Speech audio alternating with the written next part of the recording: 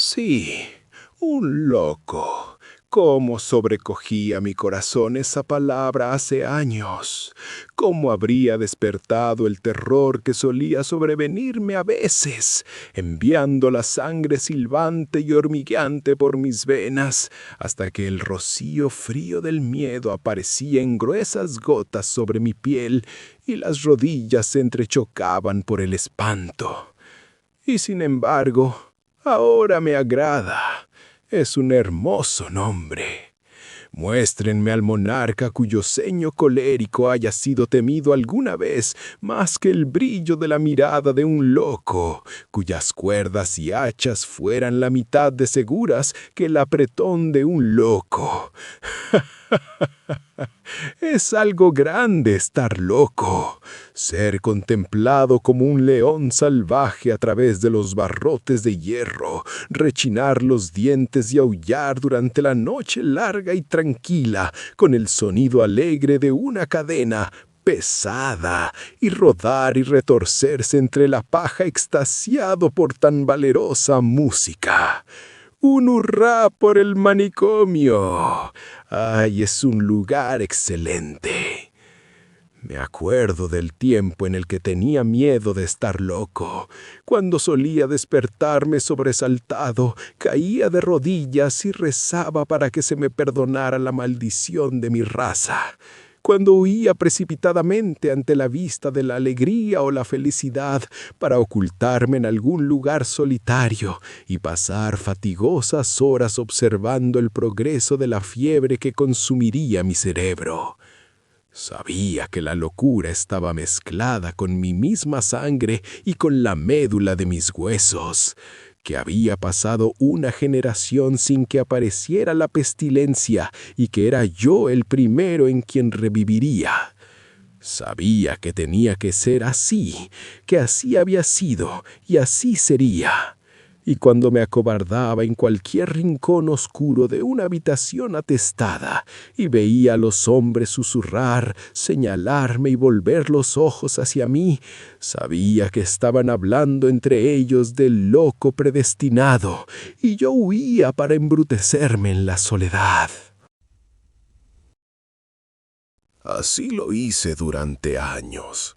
Fueron unos años largos, muy largos.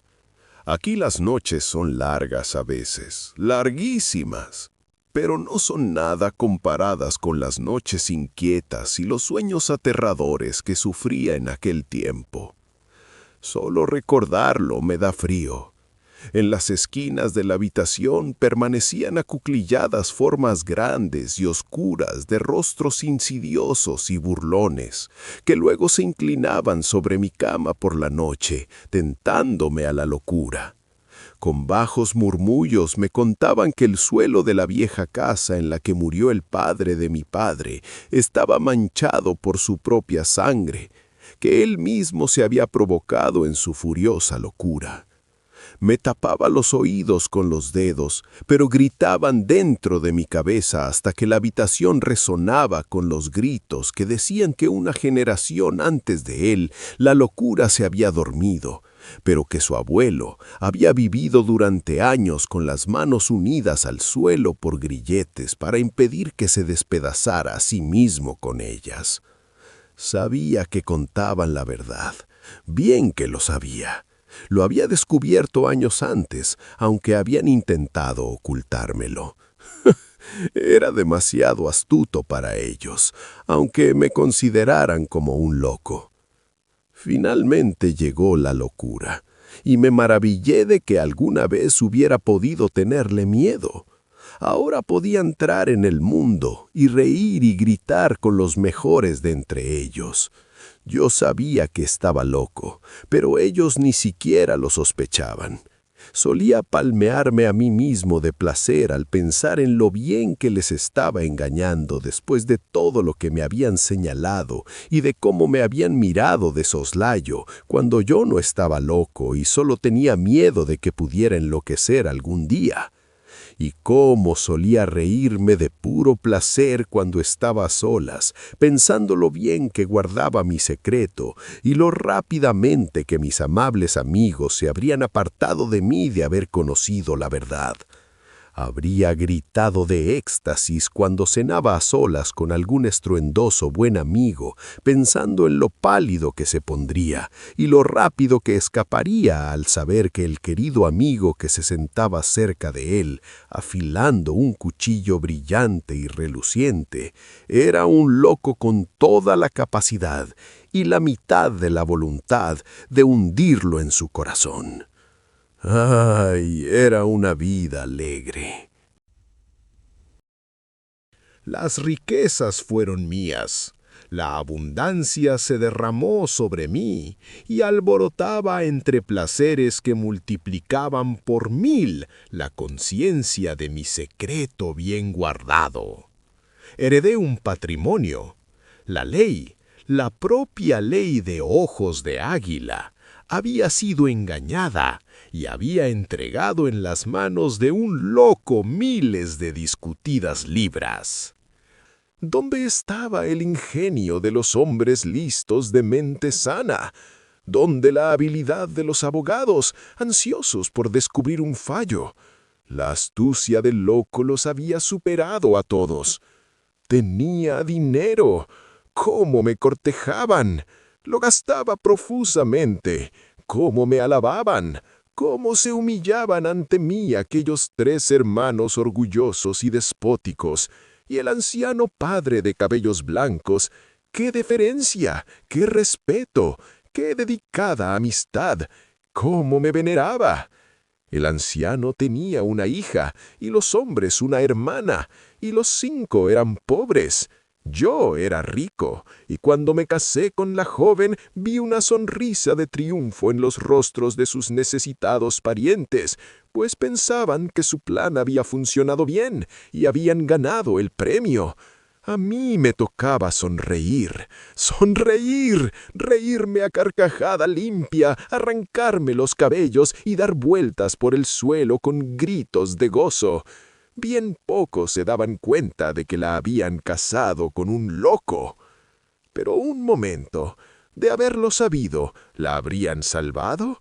La felicidad de la hermana contra el oro de su marido. La más ligera pluma lanzada al aire contra la alegre cadena que adornaba mi cuerpo. Pero en una cosa, pese a toda mi astucia, fui engañado. Si no hubiera estado loco, pues aunque los locos tenemos bastante buen ingenio, a veces nos confundimos, habría sabido que la joven antes habría preferido que la colocaran rígida y fría en un pesado ataúd de plomo que llegar vestida de novia a mi rica y deslumbrante casa. Habría sabido que su corazón pertenecía a un muchacho de ojos oscuros, cuyo nombre le oí pronunciar una vez entre suspiros en uno de sus sueños turbulentos, y que me había sido sacrificada para aliviar la pobreza del hombre anciano de cabellos blancos y de sus soberbios hermanos. Ahora no recuerdo ni las formas ni los rostros, pero sé que ella era hermosa. Sé que lo era, pues en las noches iluminadas por la luna, cuando me despierto sobresaltado de mi sueño y todo está tranquilo a mi alrededor, veo, de pie inmóvil en una esquina de esta celda, una figura ligera y desgastada de largos cabellos negros que le caen por el rostro, agitados por un viento que no es de esta tierra, y unos ojos que fijan su mirada en los míos y jamás parpadean o se cierran. ¡Silencio! La sangre se me congela en el corazón cuando escribo esto. Ese cuerpo es el de ella. El rostro está muy pálido y los ojos tienen un brillo vidrioso, pero los conozco bien. La figura nunca se mueve. Jamás gesticula o habla como las otras que llenan a veces este lugar, pero para mí es mucho más terrible, peor incluso que los espíritus que me tentaban hace muchos años. Ha salido fresca de la tumba y por eso resulta realmente mortal. Durante casi un año vi cómo ese rostro se iba volviendo cada vez más pálido. Durante casi un año vi las lágrimas que caían rodando por sus dolientes mejillas y nunca conocí la causa. Sin embargo, finalmente lo descubrí. No podía evitar durante mucho tiempo que me enterara. Ella nunca me había querido. Por mi parte, yo nunca pensé que lo hiciera. Ella despreciaba mi riqueza y odiaba el esplendor en el que vivía. Pero yo no había esperado eso. Ella amaba a otro, y a mí jamás se me había ocurrido pensar en tal cosa. Me sobrecogieron unos sentimientos extraños, y giraron en mi cerebro pensamientos que parecían impuestos por algún poder extraño y secreto. No la odiaba, aunque odiaba al muchacho por el que lloraba. Sentía piedad, sí, piedad, por la vida desgraciada a la que la habían condenado sus parientes fríos y egoístas. Sabía que ella no podía vivir mucho tiempo, pero el pensamiento de que antes de su muerte pudiera engendrar algún hijo de destino funesto, que transmitiría la locura a sus descendientes, me decidió. Resolví matarla. Durante varias semanas pensé en el veneno, y luego en ahogarla y en el fuego. Era una visión hermosa la de la gran mansión en llamas y la esposa del loco convirtiéndose en cenizas. Pensé también en la burla de una gran recompensa y algún hombre cuerdo colgando y mecido por el viento por un acto que no había cometido, y todo por la astucia de un loco.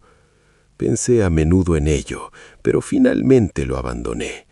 ¡Ay! El placer de afilar la navaja un día tras otro, sintiendo su borde afilado y pensando en la abertura que podía causar un golpe de su borde delgado y brillante.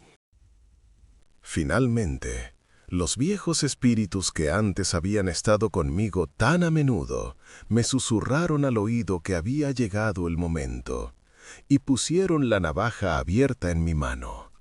La sujeté con firmeza, la elevé suavemente desde el lecho y me incliné sobre mi esposa, que yacía dormida. Tenía el rostro enterrado en las manos. Las aparté suavemente y cayeron descuidadamente sobre su pecho. Había estado llorando, pues los rastros de las lágrimas seguían húmedos sobre las mejillas. Su rostro estaba tranquilo y plácido, y mientras lo miraba, una sonrisa tranquila iluminó sus rasgos pálidos. Le puse la mano suavemente en el hombro. Se sobresaltó. Había sido tan solo un sueño pasajero. Me incliné de nuevo hacia adelante, y ella gritó y despertó. Un solo movimiento de mi mano y nunca habría vuelto a emitir un grito o sonido. Pero me asusté y retrocedí. Sus ojos estaban fijos en los míos. No sé por qué, pero me acobardaban y asustaban, y gemí ante ellos. Se levantó, sin dejar de mirarme con fijeza. Yo temblaba. Tenía la navaja en la mano, pero no podía moverme. Ella se dirigió hacia la puerta. Cuando estaba cerca, se dio la vuelta y apartó los ojos de mi rostro. El encantamiento se deshizo. Di un salto hacia adelante y la sujeté por el brazo. Lanzando grito tras grito, se dejó caer al suelo.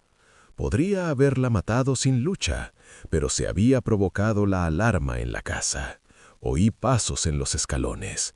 Dejé la cuchilla en el cajón habitual, abrí la puerta y grité en voz alta pidiendo ayuda. Vinieron, la cogieron y la colocaron en la cama.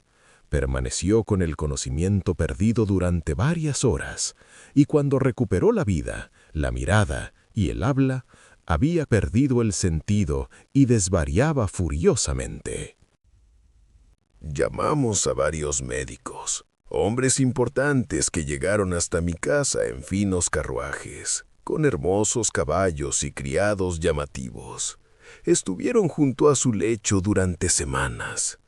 Celebraron una importante reunión y consultaron unos con otros, en voz baja y solemne, en otra habitación. Uno de ellos, el más inteligente y famoso, me llevó con él a un lado y me rogó que me preparara para lo peor. Me dijo que mi esposa estaba loca. a mí, al loco. Permaneció cerca de mí, junto a una ventana abierta, mirándome directamente al rostro y dejando una mano sobre mi hombro. Con un pequeño esfuerzo habría podido lanzarlo abajo, a la calle. Habría sido divertido hacerlo, pero mi secreto estaba en juego y dejé que se marchara. Unos días más tarde me dijeron que debía someterla a algunas limitaciones. Debía proporcionarle a alguien que la cuidara. ¿Me lo pedían a mí? Salí al campo abierto, donde nadie pudiera escucharme, y reí hasta que el aire resonó con mis gritos. Murió al día siguiente. El anciano de cabello blanco la siguió hasta la tumba, y los orgullosos hermanos dejaron caer una lágrima sobre el cadáver insensible de aquella cuyos sufrimientos habían considerado con músculos de hierro mientras vivió. Todo aquello alimentaba mi alegría secreta, y reía oculto por el pañuelo blanco que tenía sobre el rostro mientras regresábamos cabalgando a casa hasta que las lágrimas brotaron de mis ojos. Pero aunque había cumplido mi objetivo y la había asesinado, me sentí inquieto y perturbado, y pensé que no tardarían mucho en conocer mi secreto. No podía ocultar la alegría y el regocijo salvaje que hervían en mi interior, y que cuando estaba a solas en casa me hacía dar saltos y batir palmas, dando vueltas y más vueltas en un baile frenético y gritar en voz muy alta. Cuando salía y veía a las masas atareadas que se apresuraban por la calle, o acudía al teatro y escuchaba el sonido de la música y contemplaba la danza de los demás, sentía tal gozo que me habría precipitado entre ellos y les habría despedazado miembro a miembro, aullando en el éxtasis que me produciría. Pero apretaba los dientes, afirmaba los pies en el suelo y me clavaba las afiladas uñas en las manos. Mantenía el secreto y nadie sabía aún que yo era un loco. Recuerdo, aunque es una de las últimas cosas que puedo recordar, pues ahora la realidad se mezcla con mis sueños y teniendo tanto que hacer, habiéndome traído siempre aquí tan presurosamente, no me queda tiempo para separar entre los dos, por la extraña confusión en la que se hallan mezclados. Recuerdo de qué manera finalmente se supo. Me parece ver ahora sus miradas asustadas y sentir cómo se apartaban de mí mientras yo hundía mi puño cerrado en sus rostros blancos y luego escapaba como el viento y los dejaba gritando atrás. Cuando pienso en ello me vuelve la fuerza de un gigante. Miren cómo se curva esta barra de hierro con mis furiosos tirones. Podría romperla como si fuera una ramita, pero sé que detrás hay largas galerías con muchas puertas. No creo que pudiera encontrar el camino entre ellas, y aunque pudiera, sé que allá abajo hay puertas de hierro que están bien cerradas con barras. Saben que he sido un loco astuto y están orgullosos de tenerme aquí para poder mostrarme. Veamos. Sí, había sido descubierto. Era ya muy tarde y de noche cuando llegué a casa y encontré allí al más orgulloso de los 3 orgullosos hermanos, esperando para verme. Dijo que por un asunto urgente.